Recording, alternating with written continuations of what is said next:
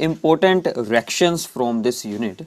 तो सबसे पहली रिएक्शन है हमारे पास ग्रूव्स प्रोसेस। ठीक है, तो जितनी भी मैं आपको यहाँ पर रिएक्शंस बताऊंगा आपको साथ में ही उनको सोल्व आउट करते जाना है। ठीक है, तो ये आपके लिए बहुत ही इंपॉर्टेंट है क्योंकि सभी प्रॉब्लम्स में यही रिएक्शंस जो हैं वो यूज होने वाली हैं। ग्रूव्स प्रोसेस में क्या होता है कि हम प्राइमरी और सेकेंडरी अल्कोहल्स को, ठीक है, रिएक्ट करवाते हैं with HCl gas in the presence of anhydrous zinc chloride. ठीक है, इसका रोल क्या है कि ये यहाँ पर कार्बन और ऑक्सीजन के बॉन्ड को ब्रेक करवा देता है। तो रिएक्शन बहुत ही हमारे लिए सिंपल है कि यहाँ से जो OH ग्रुप एंड ये जो हाइड्रोजन है ये आपस में जुड़कर H2O बनाएंगे और Cl है वो हमारे अल्काइल ग्रुप के साथ जुड़कर यहाँ पर क्लोरोइथेन बना देगा, यानी कि अल्काइल हैलाइड हमारा फॉर्म हो जाएगा। ठीक है, तो ये हो गई ग्रूव्स प्रोसेस जिसके साथ हम अल्कोहल से अल्काइल हैलाइड बना सकते हैं।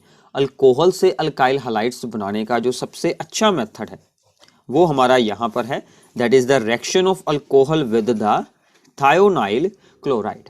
ये क्या होता है, that is SO sulphur oxygen then Cl2। ठीक है, ये होती है थायोनाइल क्लोराइड।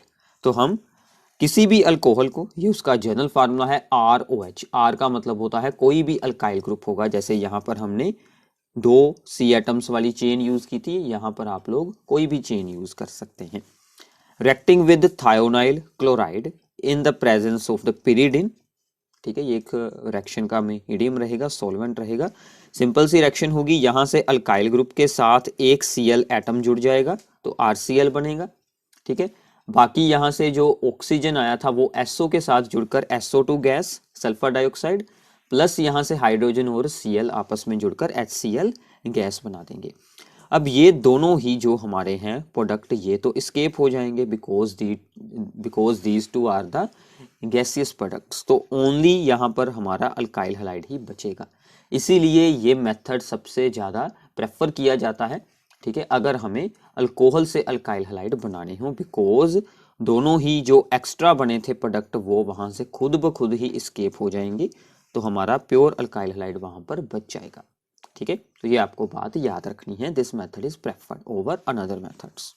ठीक है, थर्ड आता है इसमें Markovnikov's and anti Markovnikov's rule.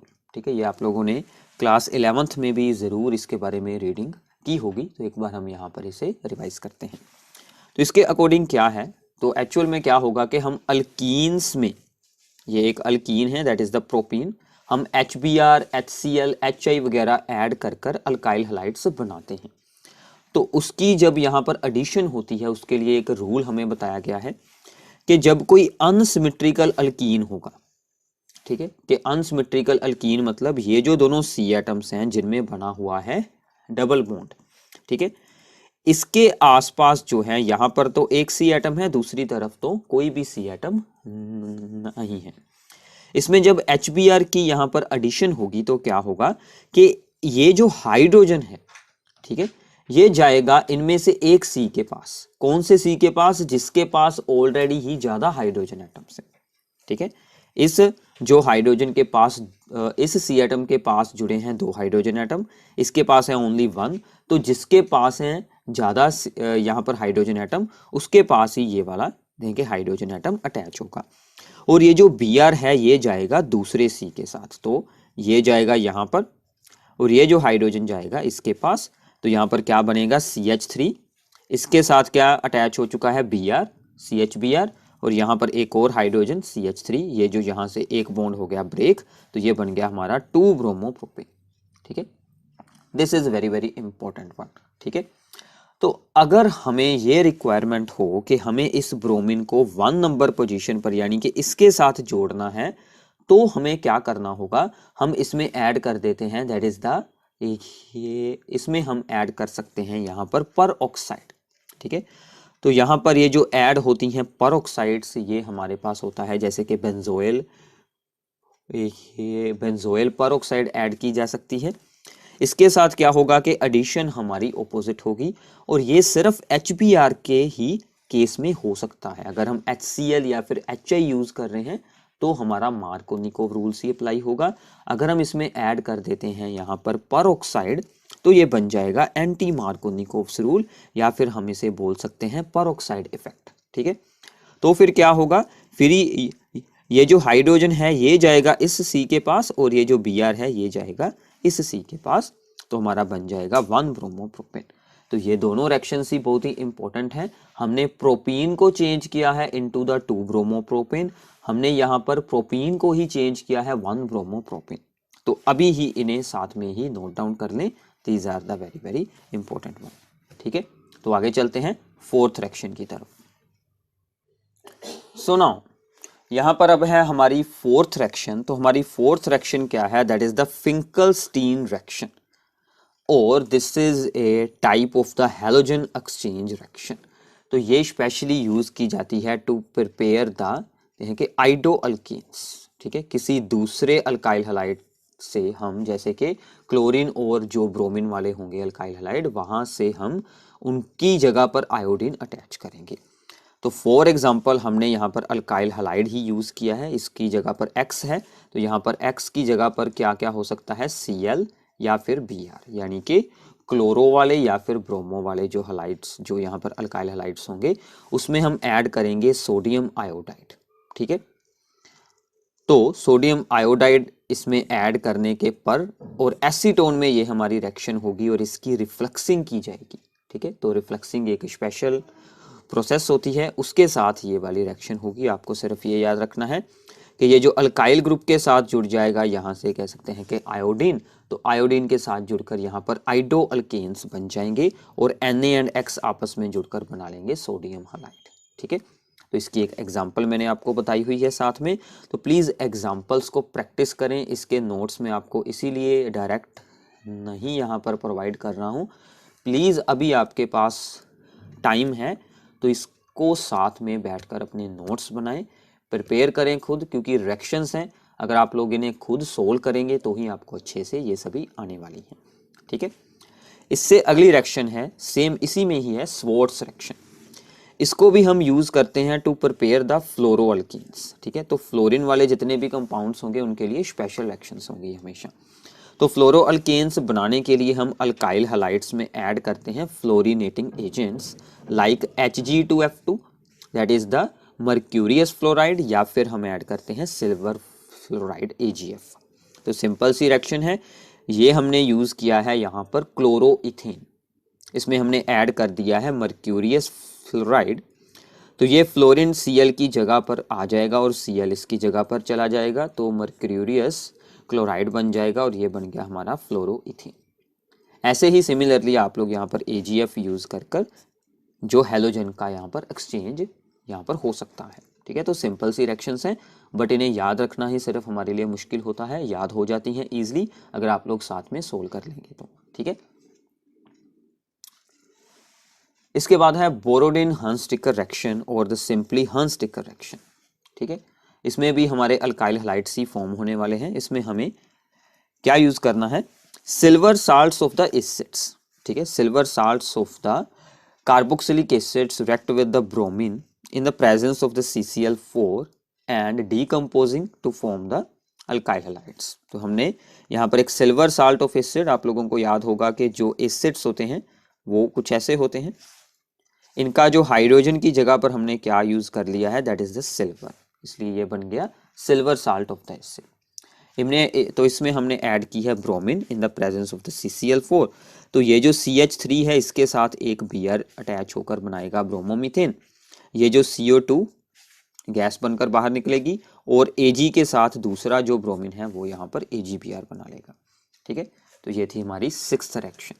ठीक है, तो आगे चलते हैं नेक्स्ट रिएक्शन पर। सो नाउ इसके बाद है हमारी बहुत ही important reaction, that is the diazotization, जिसमें हम बनाएंगे बेंजीन डाइजोनियम क्लोराइड या फिर सिंपली डाइजोनियम सॉल्ट। ठीक है, तो डाइजोनियम सॉल्ट का आपके लिए एक्सपेरिमेंट भी होता है। ठीक है, प्रैक्टिकल्स में भी आप लोग इन्हें जरूर बनाकर देखेंगे। तो इसके लिए हमें सिंपली क्या चाहिए, देखिए एनिलीन में हम ऐड करेंगे यहाँ पर NaNO2 एंड HCl का मिक्सचर। ठीक है, सोडियम नाइट्राइट एंड HCl, जो कि एक दूसरे के साथ रिएक्ट होकर HNO2 बनाएंगे, दिस इज HNO2। ठीक है, इसको हम ऐसे भी लिख सकते हैं ये HONO, चाहे आप HNO2 लिख लें, सेम है। ये आगे जाकर एनिलीन के साथ रिएक्ट होकर, और ये रिएक्शन होगी इन द कि at the low temperature 0 to 5 degree Celsius. Ice के साथ हमें जो इस रिएक्शन मिक्सचर के आसपास आइस क्यूब्स रखने पड़ते हैं। तो यहाँ से हमारा बन जाएगा बेंजीन डाइजोनियम क्लोराइड। ठीक है, इसमें इसकी जो है यहाँ पर स्ट्रक्चर आपको है ध्यान से देख लेनी। बेंजीन के ऊपर N2 positive and Cl negative, साथ में आयन जुड़ा है, और साथ में बनेगा वाटर। आप इस रिएक्शन को इजीली ऐसे भी रिप्रेजेंट कर सकते हैं, दिस इज द एनिलीन। ठीक है, तो एरो के ऊपर ही हम सब कुछ यहाँ पर लिख देते हैं कि हमने इसमें ऐड किया है NaNO2 in the presence of HCl, and reaction हो रही है 0 to 5 डिग्री सेल्सियस में। तो फॉर्मेशन क्या होगी, N2 पॉजिटिव Cl नेगेटिव। ठीक है, और N के साथ, ये जो N है इनमें से एक N के साथ जुड़ी होती है बेंजीन। ऐसे आपको बनाना है diazonium salt. This is the benzene diazonium chloride, या फिर सिंपली डाइजोनियम साल्ट। ये हमारा बहुत ही यूजफुल रीजेंट है जो हम आगे की कुछ रिएक्शंस में यूज करने वाले हैं। तो मतलब हम यहाँ से कह सकते हैं कि एनिलीन से शुरू होते हैं, तो हम एनिलीन से अब आगे बनाएंगे क्लोरोबेंजीन, फ्लोरोबेंजीन, वो सब कुछ इससे हम बना सकते हैं। ठीक है, तो अब इसका यूज होगा इससे जो अगली रिएक्शन है, that is the Sandmeyer's reaction. This is very very important reaction. इसमें क्या होगा कि बेंजीन डाइजोनियम क्लोराइड की रिएक्शन होगी विद क्यूप्रस क्लोराइड या फिर क्यूप्रस ब्रोमाइड। आप इसको CuCl या फिर Cu2Cl2 के साथ भी रिप्रेजेंट किया जा सकता है। ठीक है, तो ये हो गया हमारा डाइजोनियम सॉल्ट। इसमें हमने ऐड किया क्यूप्रस क्लोराइड एंड HCl। ठीक है, इसमें से क्या होगा कि Cl जाकर जुड़ जाएगा बेंजीन के ऊपर और N2 गैस निकल आएगी बाहर। ठीक है, तो ये आपको जो है, जो यहाँ पर ये जो इसके मेन बनते हैं प्रोडक्ट, हमें सिर्फ वही याद रखने हैं। तो N2 गैस बाहर निकलती है और हम बना लेते हैं क्लोरोबेंजीन। अगर आप यहाँ पर यूज करते क्यूप्रस ब्रोमाइड, तो यहाँ पर हम यूज कर लेते HBr, तो यहाँ पर बन जाता ब्रोमोबेंजीन। ठीक है, प्लीज उसे साथ में सोल्व कर लें।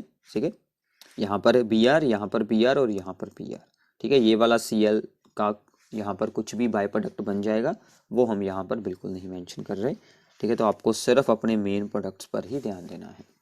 ओके, तो इसी रिएक्शन की थोड़ी सी मॉडिफिकेशन हो जाती है, that is known as the Gattermann's reaction.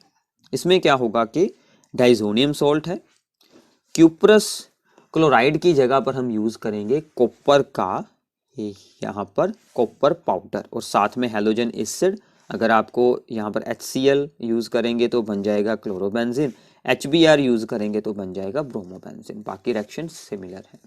ठीक है, तो ये दोनों रिएक्शन एक जैसी हैं, आपस में सेम टू सेम है। इसके बाद आती है बोल्श-शीमन रिएक्शन। ठीक है, टू प्रिपेयर द फ्लोरोअरीन्स। ठीक है, फ्लोरोबेंजीन, तो मैंने आपको कहा था कि फ्लोरो के लिए सभी रिएक्शंस हमारे लिए स्पेशल होंगी। सो डाइजोनियम सोल्ट में हम ऐड करते हैं HbF4। ठीक है, तो बोरोन का है एक यहाँ पर, देखिए एसिड। इसमें से BF4 जो आयन है, BF4 आयन यहाँ पर Cl आयन को रिप्लेस कर देगा। ये एक इंटरमीडिएट स्टेट बनेगी, इसको हम आगे बाद में कर देंगे हीट। तो इसमें से एक फ्लोरीन यहाँ पर अटैच हो जाएगा बेंजीन के साथ, और इसमें से BF3 आ जाएगा बाहर, और साथ में N2 गैस निकल आएगी। ठीक है, एक फ्लोरीन इसके साथ जुड़ गया है, तो हमारा main product that is the fluorobenzene हमें ऑब्टेन हो जाएगा। ठीक है, सो यहाँ तक आपकी हाफ रिएक्शंस हो चुकी हैं। काफ़ी इजी रिएक्शंस हैं, अगर आप लोग साथ में सोल्व करते जाएंगे तो आपको याद भी हो जाएंगी। ठीक है, तो आगे चलते हैं, रिएक्शन नंबर 11 करते हैं। सो नाउ यहाँ तक थी हमारी कुछ इंपॉर्टेंट रिएक्शंस, जिसमें कि हमने कुछ अल्काइल हैलाइड्स और कुछ जो यहाँ पर अराइल हैलाइड्स की प्रेपरेशन कर ली है।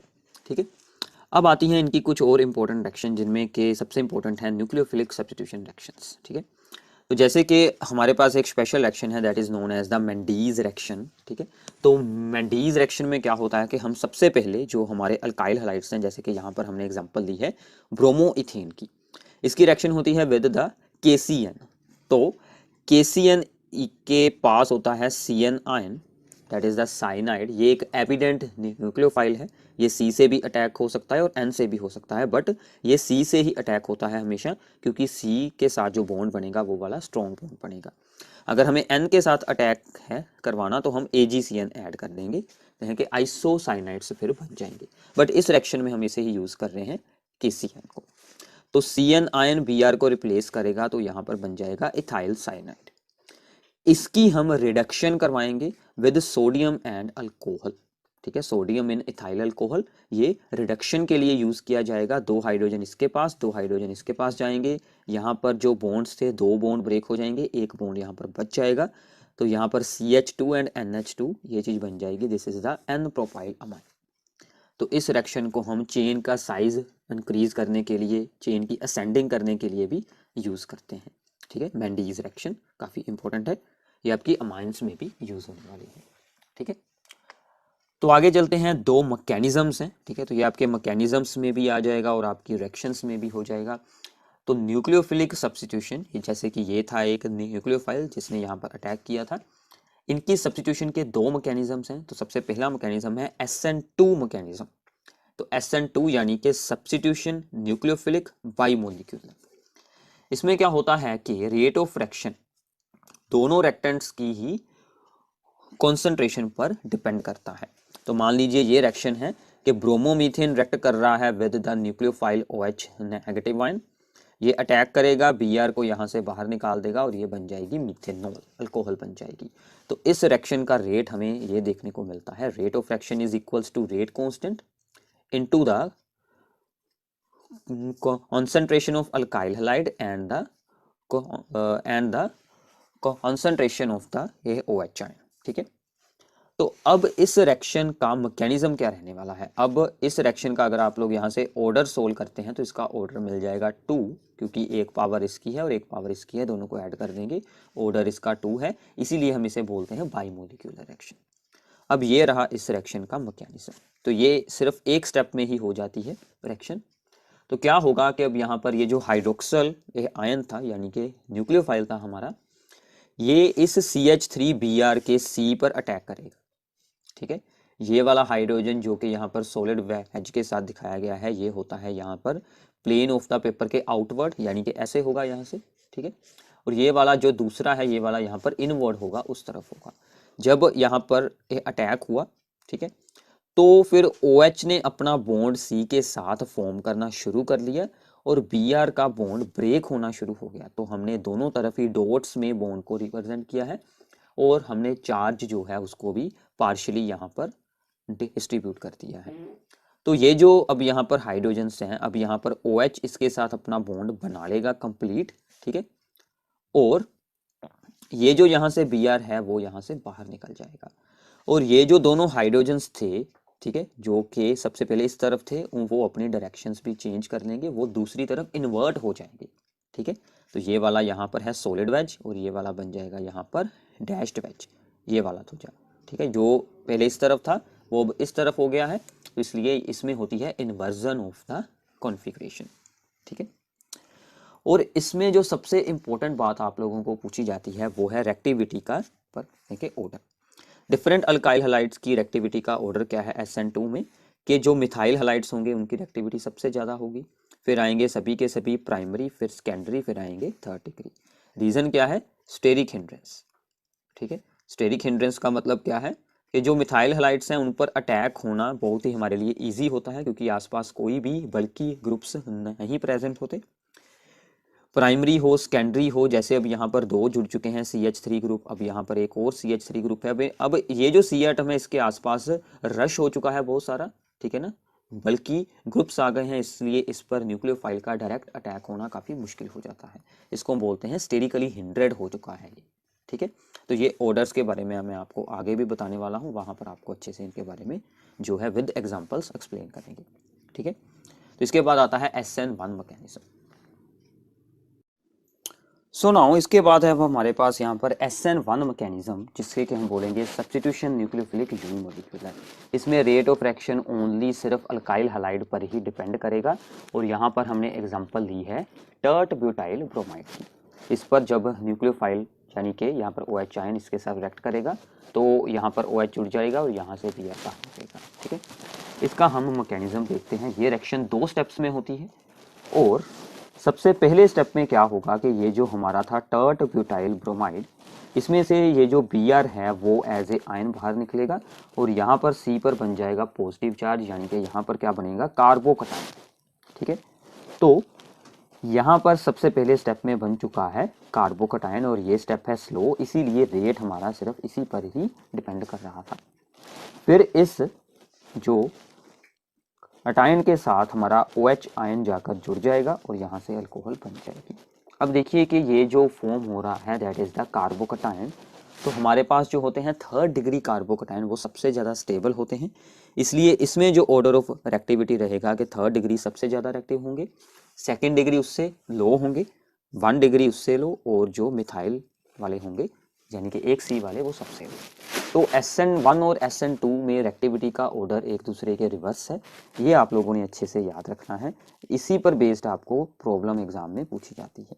तो इसका रीज़न क्या रहेगा, स्टेबिलिटी ऑफ द कार्बोकटायन। ठीक है, उसके साथ इसको आप लोग एक्सप्लेन कर सकते हैं। ठीक है, क्योंकि ये जो यहाँ पर फॉर्म हुआ है 3rd डिग्री कार्बोकटायन, इसकी स्टेबिलिटी सबसे हाईएस्ट है than the secondary and the primary carbocations. ठीक है, इसके बाद आती है the most important reaction that is the dehydrohalogenation और that is called the beta elimination reaction. ठीक है, अब यहाँ से आप लोग ध्यान से देखिए, डी मतलब रिमूव होना और हाइड्रो एंड हैलोजन, यहाँ से हाइड्रोजन एंड हैलोजन दोनों ही रिमूव होंगे। ठीक है, तो सिंपल है, ये है हमारे पास ब्रोमो इथेन। ठीक है, इस C एटम के साथ जुड़ा है ब्रोमीन और दूसरा जिसके साथ ब्रोमीन जुड़ा है उस पर हमने पोजीशन रखी है दैट इज द यहाँ के अल्फा, और दूसरा कार्बन यहाँ पर बनेगा बीटा कार्बन। इसमें से Br जाएगा और जो साथ वाला C एटम है उसमें से एक हाइड्रोजन जाएगा, इसीलिए डीहाइड्रोहैलोजिनेशन, ये दोनों बाहर निकलेंगे और इसीलिए C और C आपस में एक और बॉन्ड बनाकर अल्कीन्स बना लेंगे। रिएक्शन होगी अगर हम इसमें ऐड करेंगे alcoholic solution of the potassium hydroxide. This is most important thing, आपको याद रखना है कि यहाँ पर अल्कोहलिक सोल्यूशन है। ठीक है, मतलब कि अल्कोहल में ऐड किया हुआ है, जो हमने शुरू में रिएक्शंस रीड की हैं या फिर ऊपर हमने SN1 SN2 किया है जिसमें कि OH ion as a nucleophile act करता है, वो सभी जगह पर एक्वस सोल्यूशन होता है, एक्वस KOH का सोल्यूशन। अगर हम इसमें एक्वस KOH ऐड करते हैं मान लीजिए, तो क्या होगा, तो यहाँ पर बन जाएगी अल्कोहल बनेगी। ठीक है, तो वो रिएक्शन अलग है और ये रिएक्शन में अल्कोहलिक सोल्यूशन है। ठीक है, तो ये बात आप लोगों ने ध्यान से यहाँ पर याद रखनी है। एलिमिनेशन रिएक्शन में हम अल्काइल हैलाइड से अल्कीन्स को बना सकते हैं। तो इसी की एक और एग्जांपल है हमारे पास, जैसे कि ये है 2 ब्रोमो ब्यूटेन, ये है ब्रोमीन जुड़ा हुआ दूसरी पोजीशन पर। अगर मैं इस C पर यहाँ पर पोजीशन लगा देता हूँ दैट इज द के अल्फा, अब हमारे पास 2 बीटा C एटम्स हैं, एक तो हाइड्रोजन यहाँ से रिमूव कर सकते हैं और दूसरा यहाँ से भी हो सकती है। अगर हम रिमूव करते हैं यहाँ से तो ये वाला बनता है प्रोडक्ट।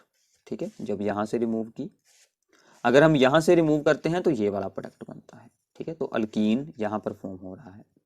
ओके, अब एक रूल होता है that is known as the Saytzeff rule, वो हमें क्या बताता है कि जो अल्कीन मोर अल्काइलेटेड होगा, यानी कि डबल बॉन्ड के आसपास ज़्यादा अल्काइल ग्रुप्स होंगे, यहाँ पर 2 अल्काइल ग्रुप्स जुड़े हैं, यहाँ पर ओनली 1 अल्काइल ग्रुप है, जिसके साथ ज़्यादा होंगे अल्काइल ग्रुप वही ज़्यादा स्टेबल रहेगा और वही हमारा मेन प्रोडक्ट बनेगा। ये 80% बनता है, तो मोस्टली हम इसी को ही बनाते हैं, इसको हम यहाँ से स्किप कर देते हैं। ठीक है, so this is according to the Saytzeff rule, more alkylated alkene हमें बनाना है with maximum alkylated double bond. ठीक है, तो ये आपको एग्जांपल याद रखनी है, ये बहुत ही इंपॉर्टेंट है, इस पर बेस्ड प्रॉब्लम्स एग्जाम में बहुत बार पूछी जाती हैं। इसके बाद है हमारी वुड्स रिएक्शन, जो कि आप लोगों ने क्लास 11th में भी ज़रूर रीड की होगी। ठीक है, तो वुड्स रिएक्शन में क्या होता है कि हम अल्काइल हैलाइड की रिएक्शन करवाते हैं विद द सोडियम। तो 2 अल्काइल हैलाइड्स के मॉलिक्यूल RX एंड RX हमने इस साइड से लिखा है, तो X और X जो हैं वो यहाँ पर Na के साथ जुड़ जाएंगे और ये जो दोनों अल्काइल चेन्स हैं ये आपस में जुड़कर एक अल्केन बना लेंगे। तो हम छोटी चेन से एक बड़ी चेन वहाँ पर बना सकते हैं। तो इसके साथ सिर्फ इवन नंबर्ड कार्बन चेन ही बनाई जा सकती है, क्योंकि अगर हम यहाँ पर एक C एटम यूज़ करते हैं तो यहाँ पर हमें 2 मिल जाएंगे, यहाँ पर 2 यूज़ करेंगे तो यहाँ पर मिल जाएंगे 4, ऐसे हम सिर्फ इवन वाली चेन इसके साथ बना सकते हैं। इसमें हम सेम अल्काइल हैलाइड सी यूज़ करते हैं, यानी कि ब्रोमोमीथेन एंड ब्रोमोमीथेन। अगर हम यहाँ पर यूज़ कर लेते हैं 2 डिफरेंट अल्काइल हैलाइड तो हमें यहाँ पर मिक्सचर ऑफ अल्केन्स देखने को मिलता है। एक अल्केन ये वाला बन गया, एक ये वाला बन जाएगा, ऐसे हमें मिक्सचर ऑफ अल्केन्स देखने को मिलता है, इसलिए ये वाली चीज़ हमारे लिए यूजलेस बन जाती है। तो यही हमारी मेन रिएक्शन है, ठीक है। So this is the Wurtz reaction. अब इसी रिएक्शन में हम कुछ थोड़े से और ये चेंजेस करते हैं, तो वो बन जाती हैं Wurtz Fittig and the Fittig reaction. So now इससे पहले हम एक्सप्लेन करते हैं डोज प्रोसेस को। This is also very very important reaction. So I hope कि आप लोग साथ में सोल आउट जरूर कर रहे हैं। ये रिएक्शन में क्या होता है कि क्लोरोबेंजीन चेंज होगा इनटू द फिनोल, ठीक है। क्लोरोबेंजीन टू फिनोल हम चेंज करेंगे। ऐसा भी एग्जाम में डायरेक्टली पूछा जाता है कि how to convert the chlorobenzene to phenol. Simple है, क्लोरोबेंजीन लें, दिस इज अवर क्लोरोबेंजीन, इसमें ऐड करना है sodium hydroxide at the 623 kelvin temperature and the 300 atmospheric pressure. ये वाली कंडीशंस आपको याद रखनी पड़ेंगी, ठीक है। तो क्या होगा कि यहाँ से ये जो ONA है ये जाकर जुड़ जाएगा इसके ऊपर, ठीक है। तो ये बन जाएगा आपका सोडियम फिनोक्साइड। इसमें यहाँ से सोडियम को हटाकर हमने जोड़नी है यहाँ पर H, उसके लिए आप लोग इसमें डिल्यूट HCl ऐड कर दें, तो यहाँ पर H जाएगा और यहाँ से NaCl बाहर निकलेगा और यहाँ पर OH बन जाएगा। So this is our phenol, ठीक है। तो ऐसे हम क्लोरोबेंजीन से फिनोल बना सकते हैं। बीच में क्या बना है, सोडियम फिनोक्साइड, ठीक है। तो ये रिएक्शन बहुत ही इंपॉर्टेंट है, डोज प्रोसेस। प्लीज साथ में सोल्व करें तो आपको अच्छे से याद हो जाएंगी, बिल्कुल इजी काम है, सिर्फ आपको 1-2 बार इनकी प्रैक्टिस कर लेनी है, ठीक है। रिएक्शंस हो गई तो आगे का सारा यूनिट आपको बहुत ही यहाँ पर इजीली अंडरस्टैंड होने वाला है, ठीक है। इसके बाद है कि हम चेंज कर सकते हैं क्लोरोबेंजीन को यहाँ पर एनिलीन में। तो हम इससे पहले एनिलीन से क्लोरोबेंजीन भी बना चुके हैं, ठीक है, जो हमने सैंडमेयर्स वगैरह रिएक्शन के ऊपर मैंने आपको बताया था। इससे ऑपोजिट है, क्लोरोबेंजीन में हम यूज करेंगे यहाँ पर अमोनिया एंड क्यूपरस ऑक्साइड के साथ, इसको हम करेंगे heat at the 60 atmospheric pressure. तो डायरेक्टली यहाँ पर एनिलीन हमें ऑब्टेन हो जाएगी। कुछ यहाँ पर बाई प्रोडक्ट्स बनेंगे, बट एज इट मैंने आपको बताया था कि यहाँ पर बाई प्रोडक्ट्स की इंपॉर्टेंस बिल्कुल नहीं है, आपको अपने मेन प्रोडक्ट्स का ही यहाँ पर ध्यान रखना है, ठीक है। तो इसके बाद आ जाती है वुड्स फिटिंग रिएक्शन। मैंने आपको बताई थी कि वुड्स रिएक्शन में हम थोड़ा सा चेंज करेंगे। तो यहाँ पर हमने एक यूज़ किया है यहाँ पर अल्काइल हैलाइड और दूसरा है यहाँ पर aryl halide. Aryl halide heated with alkyl halide, दोनों आपस में जुड़ेंगे इन the presence of the sodium and the dry ether.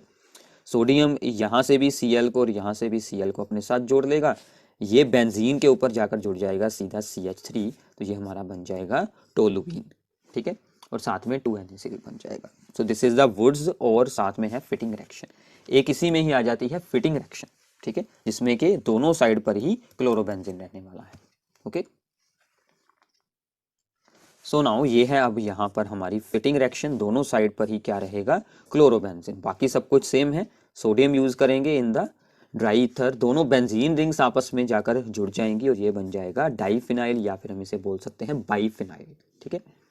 इसी रिएक्शन में अगर हमने क्लोरोबेंजीन की जगह पर यूज करने हो, दैट इज कि यहाँ पर आइडोबेंजीन, तो हम उसमें ऐड कर देते हैं कॉपर, तो इस रिएक्शन का नाम चेंज हो जाता है, that is known as the Ullmann reaction. तो फिर भी सेम रिएक्शन होगी, ठीक है।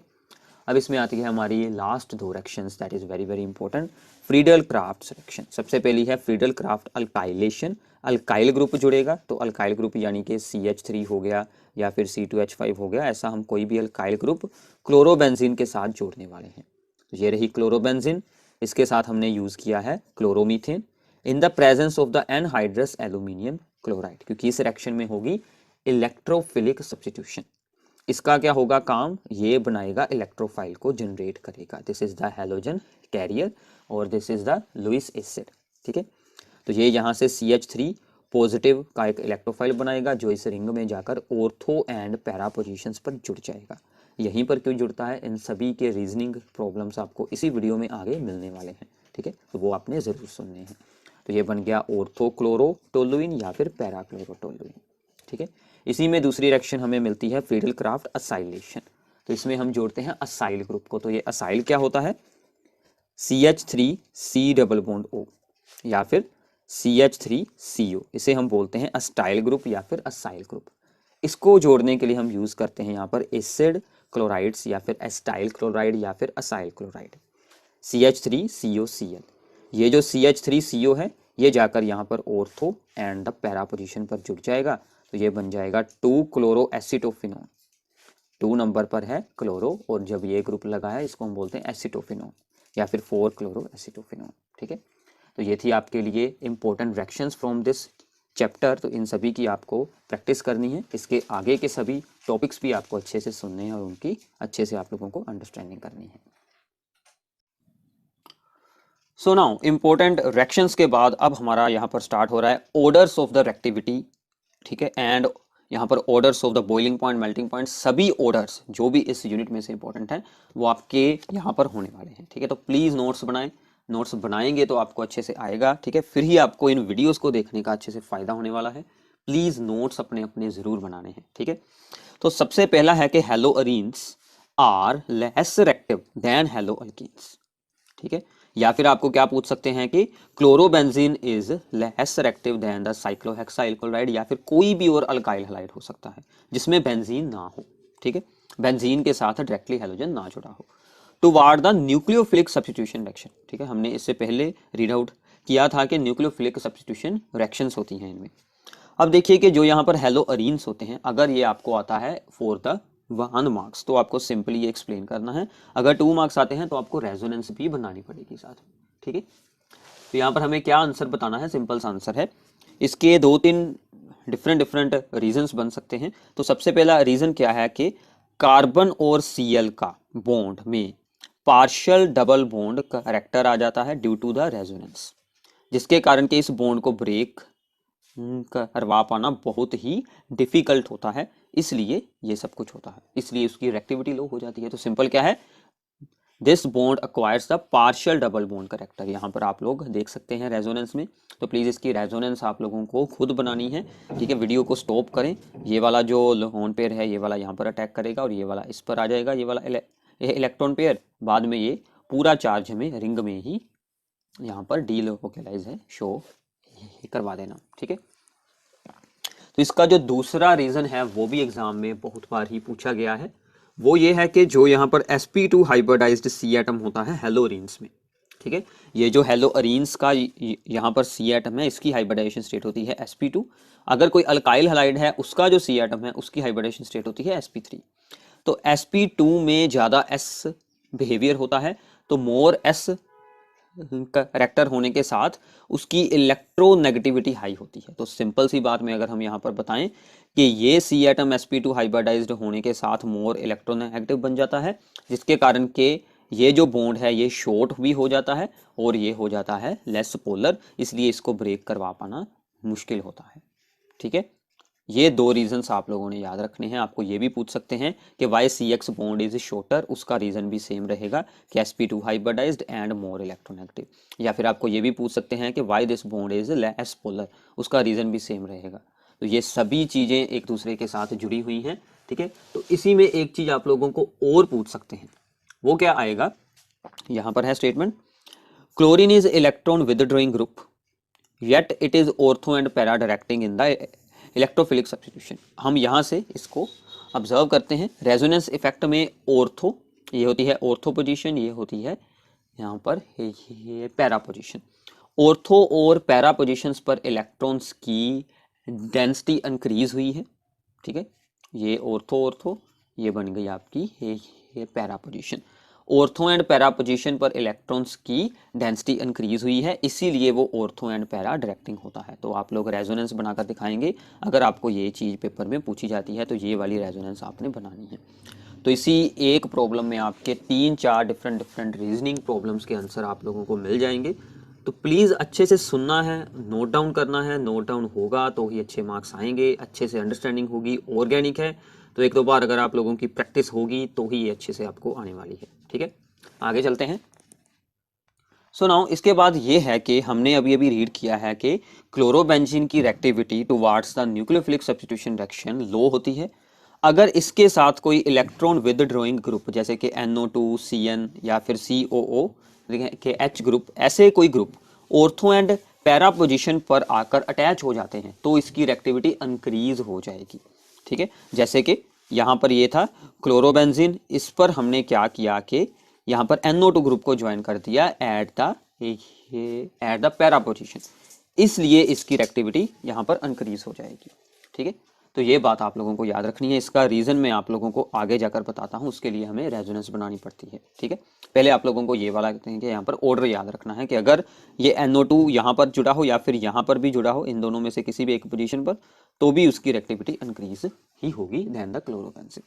ठीक है, और थर्ड इसमें है जो हमने यहाँ पर SN2 और SN1 रिएक्शंस को रीड आउट किया था। तो यहाँ पर SN2 क्या होती है, उसमें ऑर्डर ऑफ रिएक्टिविटी क्या रहा था कि मिथाइल जितने भी हैलाइड्स होंगे वो सबसे ज़्यादा रिएक्टिव होंगे, बाद में जितने भी 1 डिग्री हैलाइड्स होंगे यानी कि प्राइमरी, फिर सेकेंडरी और फिर आएंगे 3rd डिग्री। ठीक है, रीज़न क्या था, due to the steric hindrance. तो इसमें कुछ एग्जांपल्स हैं जो आपको एग्जाम में डायरेक्टली ये पूछी जाती है। हमें यहाँ पर दिए गए हैं compound 1 bromobutane, 2 bromobutane and 2 bromo 2 methyl propane. ठीक है, अब इन सभी की आपको स्ट्रक्चर बनानी है। सबसे पहले तो 1 ब्रोमोब्यूटेन ये रहा, 2 ब्रोमोब्यूटेन ये रहा, और ये रहा हमारा 2 ब्रोमो 2 मिथाइल प्रोपेन। ठीक है, अब ये कौन सा बन रहा है, this is the primary, this is secondary. क्यों है सेकेंडरी, जिस सी के साथ Br जुड़ा है उसके साथ इस तरफ भी सी है और इस तरफ भी चेन है, और ये है हमारा ये 3rd डिग्री, क्योंकि इस सी के आसपास 1 2 3 चेन हैं। तो इसका मतलब ऑर्डर ऑफ रिएक्टिविटी ये रहेगा, सबसे ज़्यादा रिएक्टिव ये, उससे कम ये और उससे कम ये। ठीक है, ऐसे ही अगर हो सभी के सभी यहाँ पर 1 डिग्री, बट इसके साथ जुड़ा है यहाँ पर जुड़ा है कि इसमें ये आयोडीन, इसमें जुड़ा है ब्रोमीन, इसमें जुड़ा है क्लोरीन। तो सबसे पहले आयोडीन और सी का जो बॉन्ड होता है वो वीक होता है।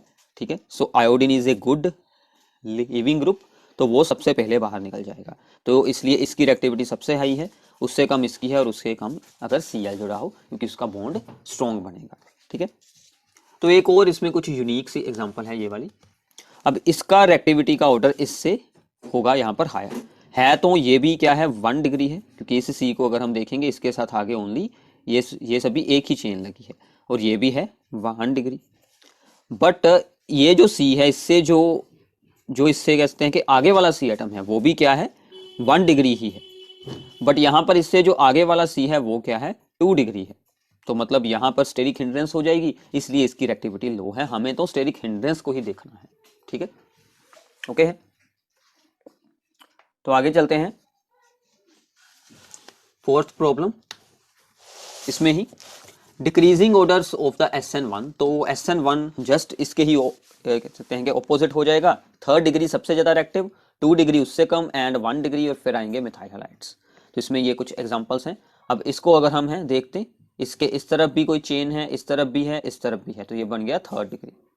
ये वाला है ओनली 2 डिग्री, क्योंकि इसको अगर हम देखते हैं तो एक बॉन्ड इस तरफ है और एक सी एटम इस तरफ है, दो साइड पर सी एटम्स हैं, तो ये बन गया 2 degree. 3rd degree is more active than the 2 degree in SN1। ठीक है, कंफ्यूज बिल्कुल नहीं होना। इसका रीजन क्या था, स्टेबिलिटी ऑफ द कार्बोकटाइन। ठीक है, ऐसे ही ये वाली एग्जांपल हो जाएगी सेम। और ये एक इंपॉर्टेंट एग्जांपल है, ये बहुत बार एग्जाम में आपको आ चुकी है, विद रीजन आपको इसको एक्सप्लेन करना पड़ता है। ये है हमारा बेंजाइल क्लोराइड, और ये है कोई सिंपल क्लोरोप्रोपेन। ठीक है, प्रोपाइल क्लोराइड। अब बेंजाइल क्लोराइड सभी अल्काइल हैलाइड से ज्यादा रिएक्टिव होता है टुवर्ड्स द SN1 रिएक्शन। तो SN1 में इसकी रिएक्टिविटी हाई होने का क्या रीजन है, SN1 में हमने क्या देखा था कि सबसे पहले क्या बनता है कार्बोकटाइन, यानी कि इस Cl को यहाँ से रिमूव कर दें तो इस पर क्या बनेगा पॉजिटिव चार्ज। ये जो है, ये जो आयन बनता है, ठीक है ना, बेंजाइल जो है पॉजिटिव चार्ज के साथ जो ये यहाँ पर आयन बनाता है, ये रेजोनेंस के साथ स्टेबलाइज हो जाता है, इसलिए इसकी रिएक्टिविटी हाई है इन द SN1 रिएक्शन। ठीक है, इस रीजन को अच्छे से आपको याद रखना है। ओके, तो ये थे SN1, SN2 and nucleophilic substitution के रिएक्शन के ऑर्डर्स। अब आता है बीटा एलिमिनेशन या फिर डीहाइड्रोहेलोजिनेशन की रिएक्शन के कुछ इंपॉर्टेंट ऑर्डर्स। इसमें क्या बात याद रखनी है कि जो यहाँ से H एंड Br रिमूव होते थे, ठीक है, तो इसको हम बोल देते थे एलिमिनेशन रिएक्शन, अल्कीन्स फॉर्म होते हैं। तो जितना स्टेबल अल्कीन फॉर्म होगा उतनी ही रिएक्शन में रिएक्टिविटी ज़्यादा होगी उस अल्काइल हैलाइड की। सो मोर अल्काइलेटेड जो यहाँ पर अल्कीन होगा या फिर डबल बॉन्ड होगा जिसके आसपास ज़्यादा अल्काइल ग्रुप जुड़े होंगे, उतनी ही उसकी फॉर्मेशन की ईज होगी। जैसे आप लोग इस एग्जाम्पल को देखिए ध्यान से। ठीक है, ये है अब सबसे पहले, अब यहाँ से जाएगा Br, यहाँ से जाएगा कहते हैं कि एक देंगे यहाँ पर हाइड्रोजन, और डबल बॉन्ड इन दोनों के बीच बन जाएगा। ठीक है, अब इसके आसपास यहां पर एक अल्काइल ग्रुप, दो अल्काइल ग्रुप एंड द तीन अल्काइल ग्रुप है। अगर हम इसको देखें तो इन दोनों के बीच बनने वाला है, यहां से Br उतरा और यहां से H उतरा, यहां पर एक अल्काइल ग्रुप और दो अल्काइल ग्रुप, दो ही हैं सिर्फ। अगर हम यहां पर देखें, आई थिंक आप लोगों को शो हो रहा होगा, यहां पर है Br सबसे एंड पर, और यहां से जाएगा, कह सकते हैं कि हाइड्रोजन इन दोनों में से, और यहां पर ओनली वन अल्काइल ग्रुप है, यहां पर ओनली वन है, यहां पर दो है, यहां पर है तीन अल्काइल ग्रुप। तो ये वाला सबसे ज्यादा रिएक्टिव होगा टुवार्ड्स एलिमिनेशन, मतलब ये देखिए इजीली अल्कीन बनाएगा। ये वाला उससे ज्यादा लो और ये उससे ज्यादा लो होगा। तो ये भी बहुत इंपॉर्टेंट है, एलिमिनेशन रिएक्शन के ऑर्डर भी पेपर में पूछ लिए जाते हैं। तो ये सब कुछ हम जो यहाँ पर एक्सप्लेन कर रहे हैं, this is called the Saytzeff rule. ठीक है, ये होता है according to the Saytzeff rule. ठीक है, मैंने आपको बताया था इससे पहले भी रिएक्शंस वाले पार्ट में। ओके, सो नाउ इसके बाद है इसमें कुछ decreasing orders of the boiling point. ठीक है, तो बॉइलिंग पॉइंट में आपको याद रखना है कि बॉइलिंग पॉइंट दो चीज़ों पर डिपेंड करेगा, एक तो एटॉमिक मास, मोलिकुलर मास और साइज। जितना ज़्यादा साइज होगा, जितना ज़्यादा मोलिकुलर मास होगा, उतना ज़्यादा ही बॉइलिंग पॉइंट होगा। And third factor is the surface area, that is very very important. ठीक है, तो जैसे यहाँ पर है ब्रोमोफोम, अब ये क्या होती है ब्रोमोफोम, CHBr3, फिर है डाई ब्रोमोमीथेन CH2Br2, फिर है ब्रोमोमीथेन, फिर है chloromethane.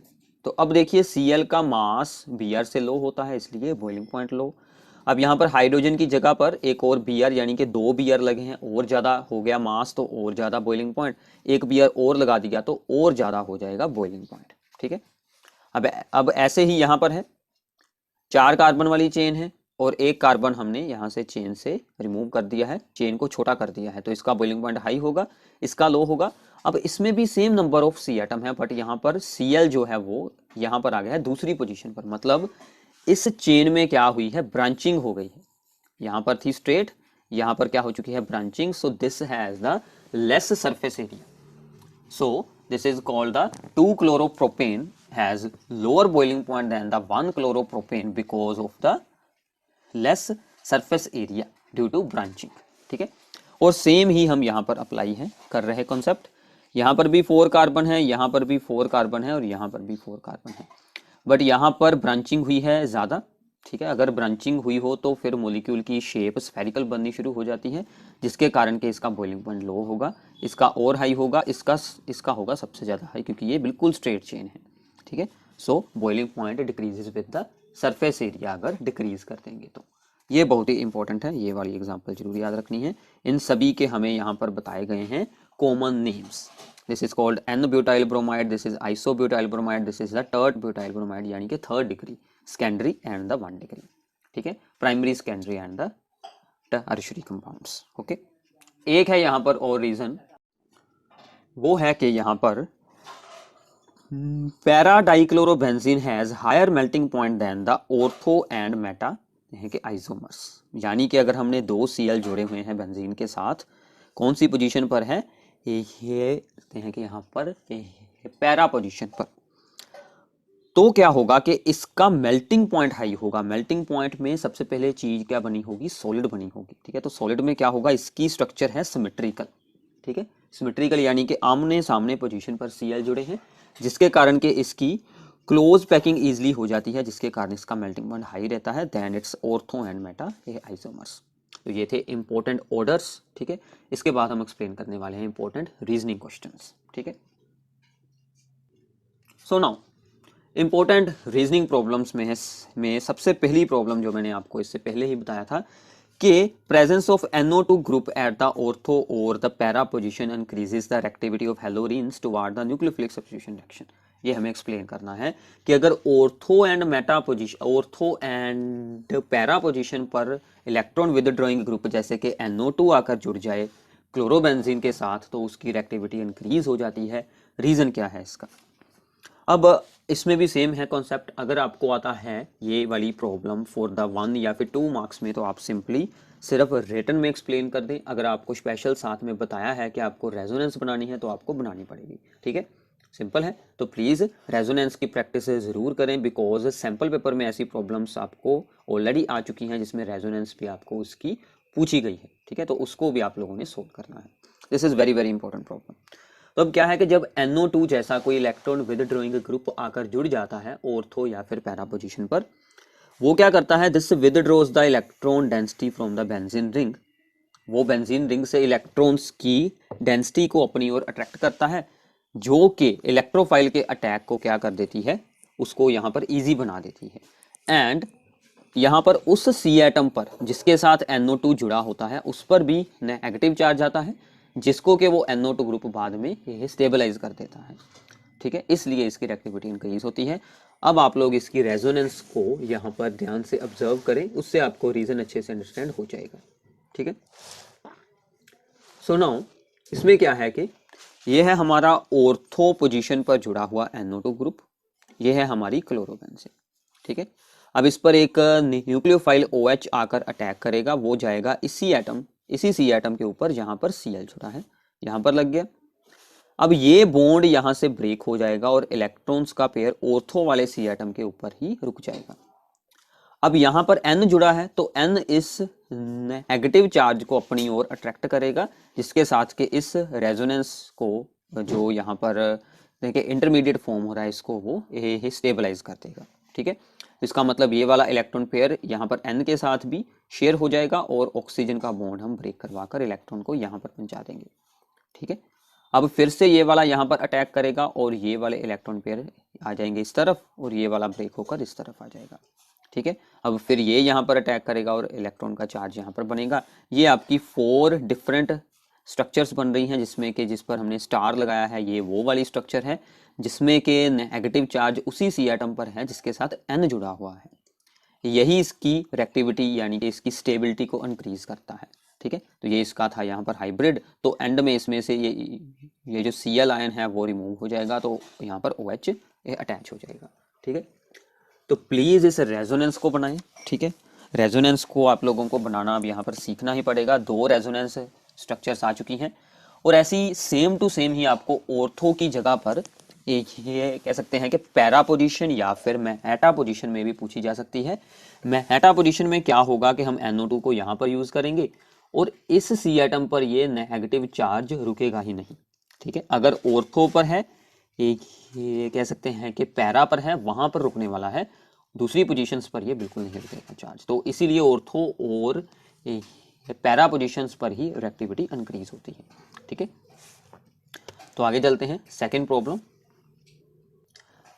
Second question is alkyl halides though polar are immiscible with water, explain. Alkyl halides में भी पोलैरिटी होती है बट वो फिर भी वाटर के साथ डिसोल्व नहीं होते, इमिसिबल रहते हैं, ऐसा क्यों? सिंपल सा कॉन्सेप्ट है। ये मान लीजिए हमारे अल्काइल हैलाइड के 2 मॉलिक्यूल्स हैं, ठीक है, और ये है हमारे वाटर के 2 मॉलिक्यूल्स, ठीक है।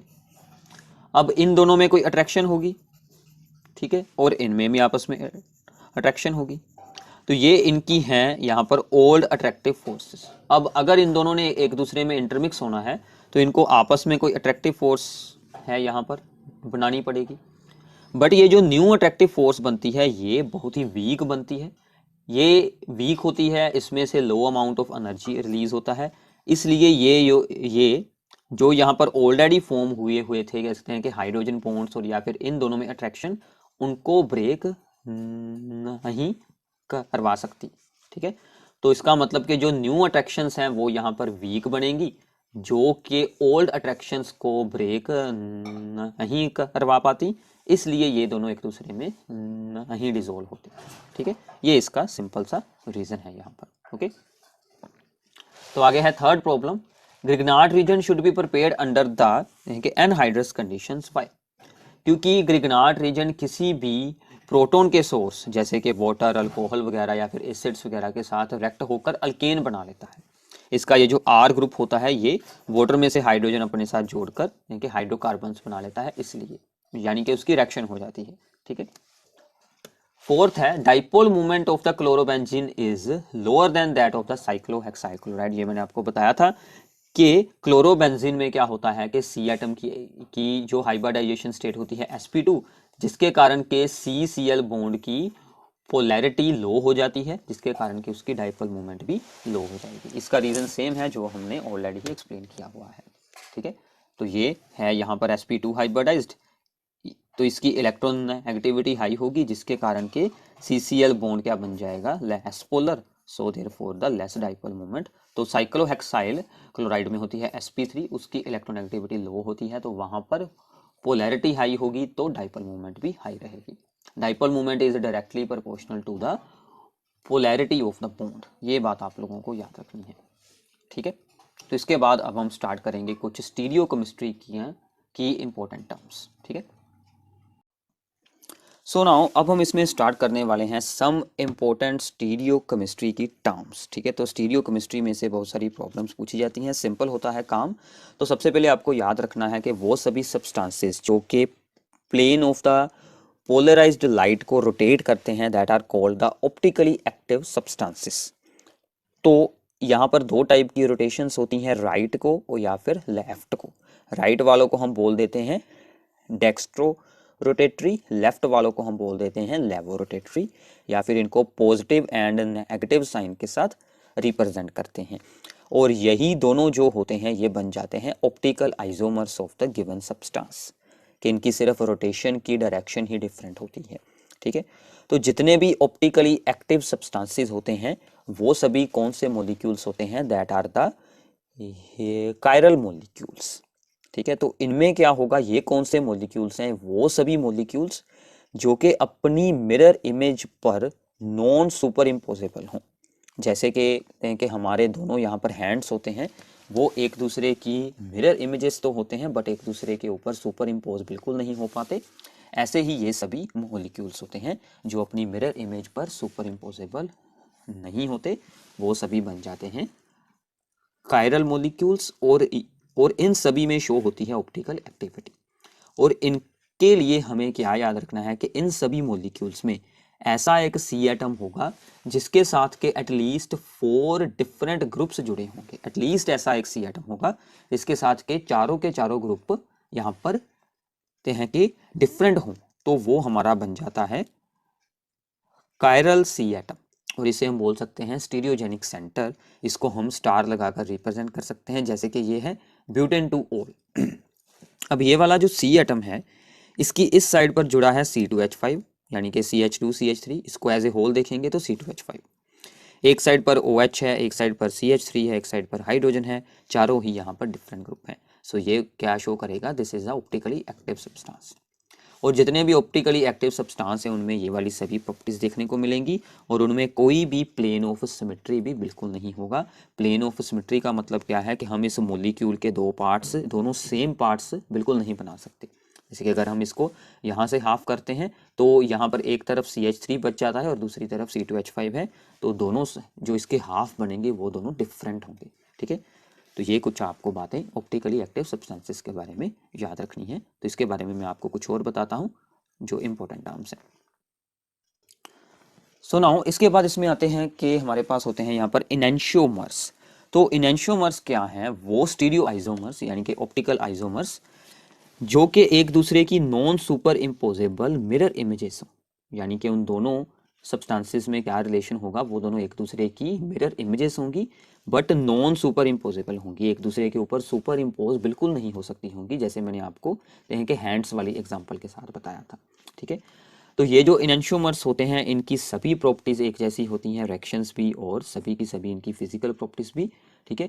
और ये दोनों D&L फॉर्म्स होते हैं, यानी कि डेक्स्ट्रो एंड लेवो रोटेटरी, मतलब इनकी रोटेशन ऑपोजिट डायरेक्शन में रहती है, ठीक है। तो अगर हम इनेंशियोमर्स का इक्विमोलर जो अमाउंट है वो यूज़ करें, इन दोनों को सेम नंबर ऑफ मोल्स को एक दूसरे में कर दें मिक्स्ड, तो इनकी रोटेशन आपस में ही सोल आउट हो जाती है, तो हमें टोटल वहाँ पर 0 ऑप्टिकल जो रोटेशन देखने को मिलती है। तो ऐसे मिक्सचर को हम नाम देते हैं रेज़मिक मिक्सचर, ठीक है। तो रेज़मिक मिक्सचर को बनाना हो तो उसे हम बोल देते हैं रेज़माइजेशन करना। अगर रेज़मिक मिक्सचर में से D&L फॉर्म्स को हमने बाहर निकालना हो, सेपरेट करना हो, तो इसे हम बोलते हैं रीसोल्यूशन करना। जो इसकी सेपरेशन है वो काफ़ी यहाँ पर होती है डिफ़िकल्ट, क्योंकि इनकी सभी फिजिकल एंड केमिकल प्रॉपर्टीज एक जैसी हैं, सिर्फ रोटेशन में ही यहाँ पर डिफरेंस होता है, ठीक है। तो इनको फ्रैक्शनल डिस्टिलेशन के साथ भी सेपरेट हो पाना काफ़ी डिफ़िकल्ट होता है, ठीक है। तो ये इनके बारे में कुछ आपको इंपॉर्टेंट पॉइंट्स याद रखने हैं। एग्ज़ाम में आने वाली रीजनिंग प्रॉब्लम्स आपकी अगर इसकी अंडरस्टैंडिंग है तो बिल्कुल अच्छे से होने वाली हैं, तो प्लीज़ इसको नोट डाउन ज़रूर करते जाएं, ठीक है।